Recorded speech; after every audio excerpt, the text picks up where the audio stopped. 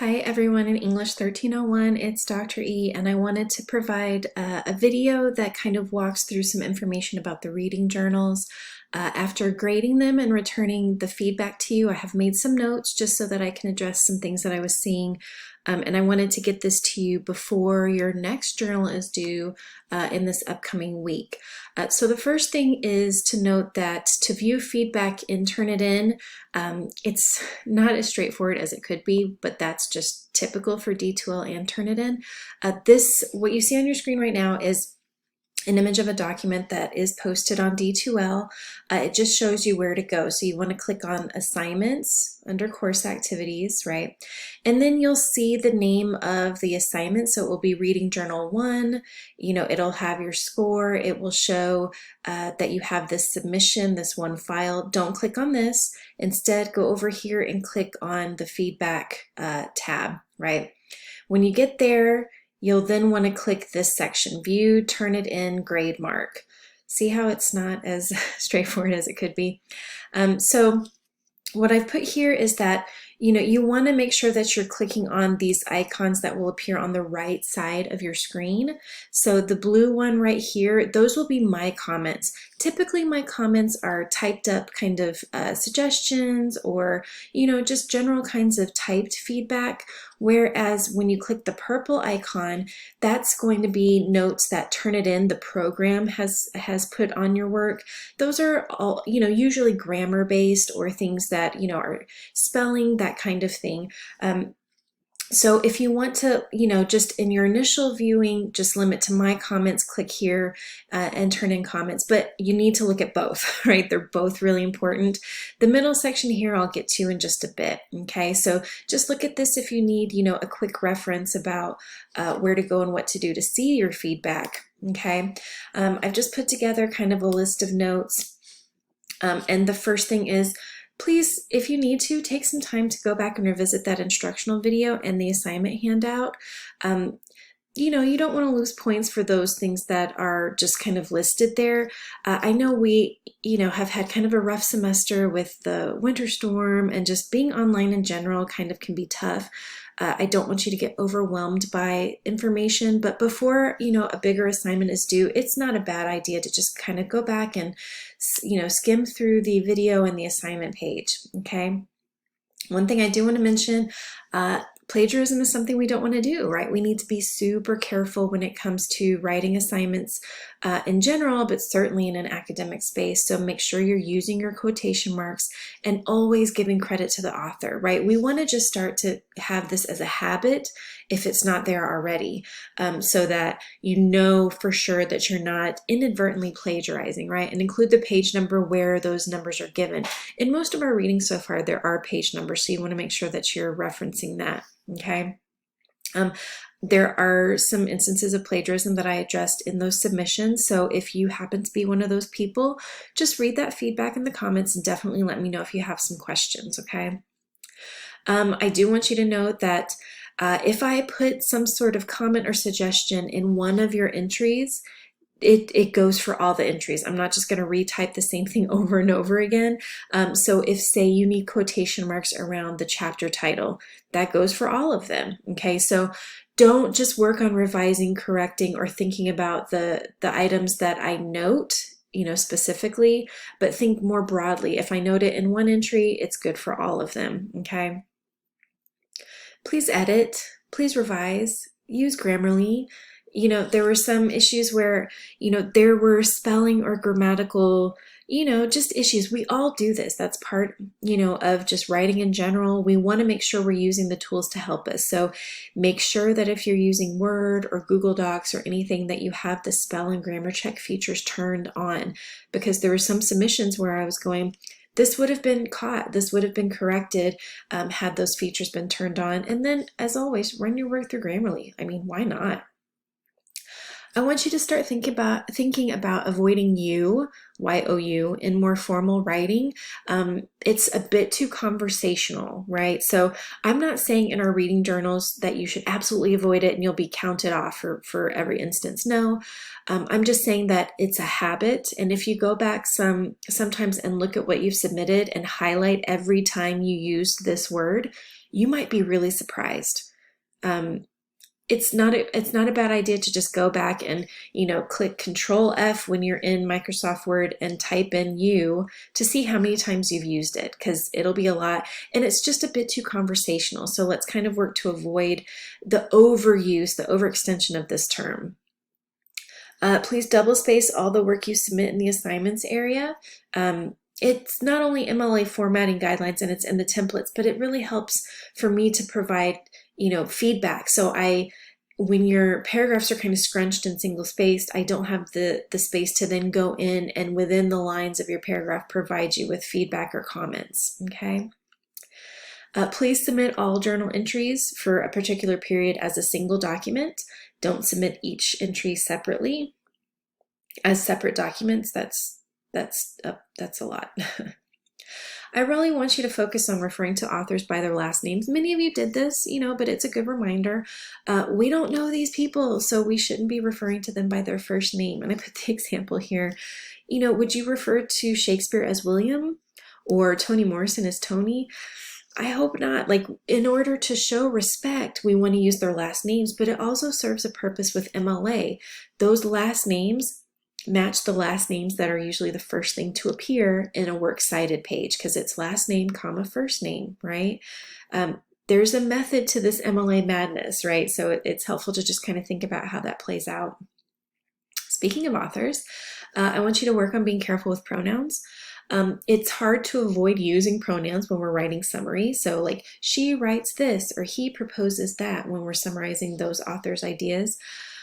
It can be hard though. We can infer the gendered pronouns, he or she, from the names. So McKinney Madalena, the author's first name is Katie. So we can assume or we can infer that using she as that pronoun is okay. But we can use they as a non-gender specific pronoun. So they write this, they write that. In a lot of circles, using they is not, I'm using air quotes, you can't see, acceptable, but more and more it is, right? Just use they, or if you look at the author's name and want to infer a gendered pronoun, then, you can do that. But there were some folks who were referring to Irvin as she or McKinney Madalena as he. And it's just one of those, it's just a good practice, right? We want to remember who the authors are and cite accordingly. Please make sure you're offering a thorough summary, a full view of the author's main ideas. I suggest 5 to 10 sentences. I really don't recommend that you write 10 sentences to summarize. I really want you to, in general, shoot for a paragraph that has a good amount of length, but is not like overly done. Some of you I had to write, okay, you need to limit your summaries. Just, it's a really good practice, and it's hard to really limit to those main ideas. But that's part of what we want to introduce into our reading practices is, okay, what are the bare bones main ideas here?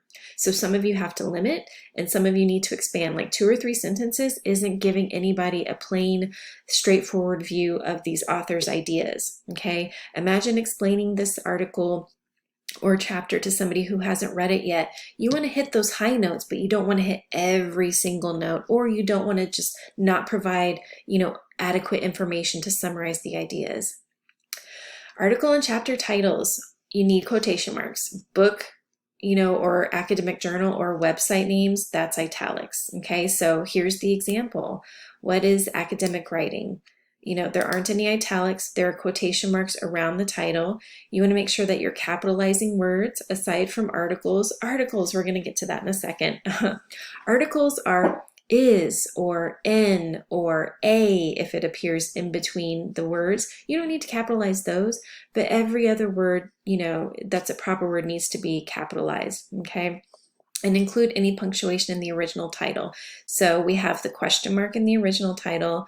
We need to make sure that we're noting that this is a word that is used with quotation marks in the original, which means we just use single quotation marks here.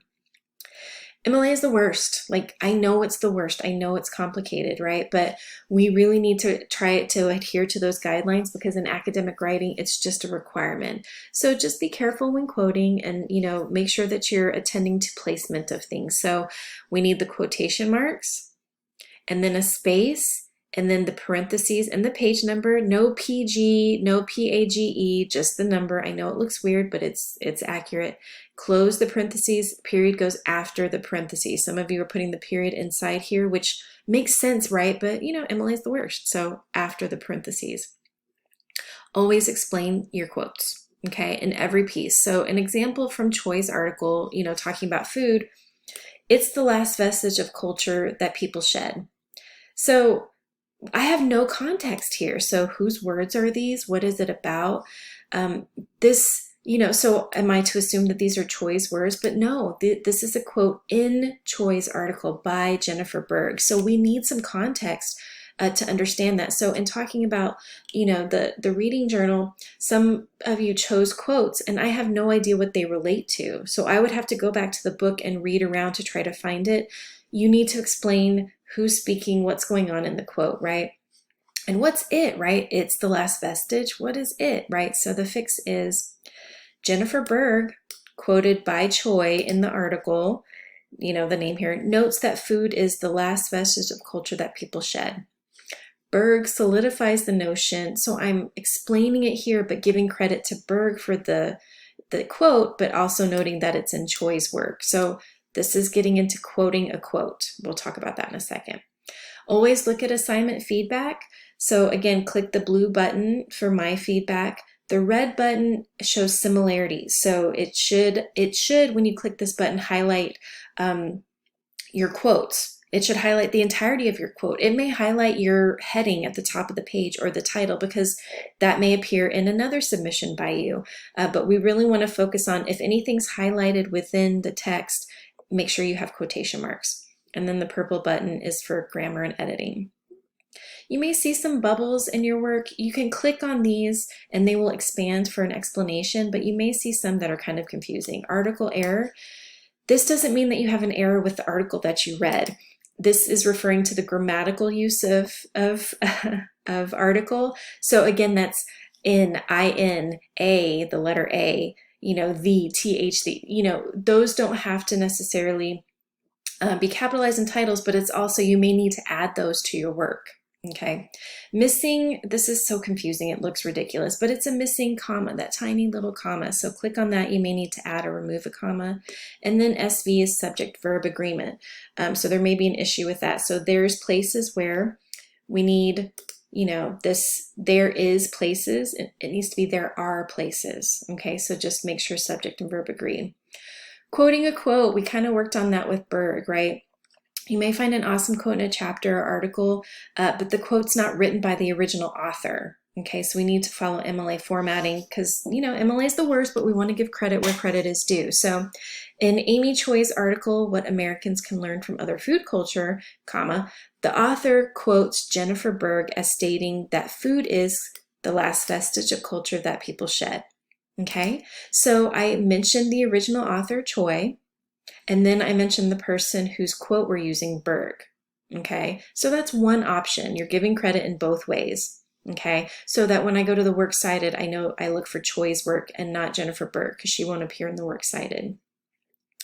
Another option is to say Jennifer Berg states that food is, quote, the last vestige of culture that people shed. And then I use QTD in Choi. This just means quoted in Choi. So again, I know to look for Choi in the work cited and that this is a quote that Choi uses in her work. Okay, so it's just something where we're going to have to practice this, right? But you need to be aware of it. I want you to note that some of you, I've given you the option, it's always going to be an option for some of these assignments to revise and resubmit. I'm going to open that folder in D2L so you can earn back some of the credit you may have lost. And I'm going to open a folder for extra credit. So look for that information in the upcoming weekly instructional video for more details. As always, if you have questions, post those in the discussion Q&A area, or you can shoot me an email. All right, y'all, good luck.